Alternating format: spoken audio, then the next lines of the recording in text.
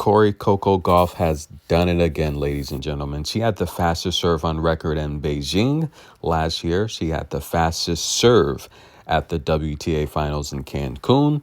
She had the fastest serve this year at the Australian Open. And she now has the fastest serve this year so far in Doha. She is pulling out the rockets, heat-seeking missile straight laser beams. She has an arm. She has a cannon. She has an arm, and she's showing it. Brad Gilbert is definitely putting on the brakes here with Coco's serve. And listen, guys, she has won literally out of the first two service games, all but 2 points. So she is starting to really get heated up here. A little rusty in the first set. She hasn't played, so I think that's normal. And look at that. Look at that robotic serve motion of Siniakova. She gets criticized so much for that.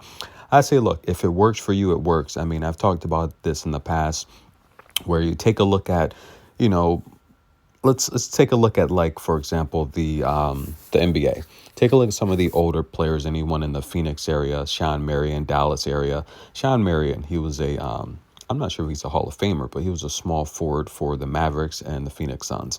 His shooting motion, a lot of people said, was horrible. But he shot pretty good from the field. So a lot of times, you wonder, people wonder, how does someone develop some weird mechanics like this? It starts when you're younger, and it sticks with you. And then when you get to a point, when you're good enough, when people realize you're good enough, they respect you, you're winning games, you're winning matches, it's tough to change it, right? Because you're kind of set in your ways by that point. Now, I've talked about in the past, can Siniakova change her serve motion at this age of her career?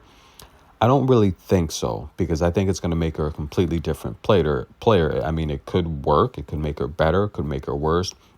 That would be determined. But personally, I don't think so. I think mentally it would cause more damage. But she is working with a coach on her mechanics. So her mechanics has slightly altered a bit. Has she seen more improvements? Not necessarily, guys. Her numbers are about the same historically. But let's talk about Coco Gauff, who dropped the first set, and now she's on the move here in the second set. She gets to break early. Now she's serving first, so she has the advantage. And look, get your popcorn, get your apple, your fruit, whatever you want. Coco says it best. I don't need all these fancy gels and all this expensive stuff.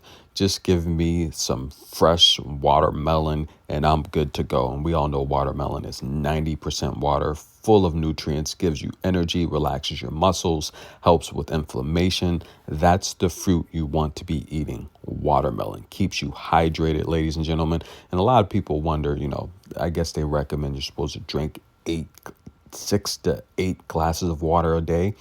Well, that's for people that don't consume fruits and vegetables, because, I mean, the water base in these types of foods are anywhere from 70 to 90% water base, full of nutrients. It's like drinking fresh spring water, right, with the minerals and vitamins in them. And that's how you stay hydrated. So literally, are you drinking, people that eat healthy, they're not drinking 8 glasses of water a day. They're getting the water, the nutrient dense water in their diet. So tennis in a minute. I'm your host, Get Energy. Coco's on the move here in the second set. She gets the break.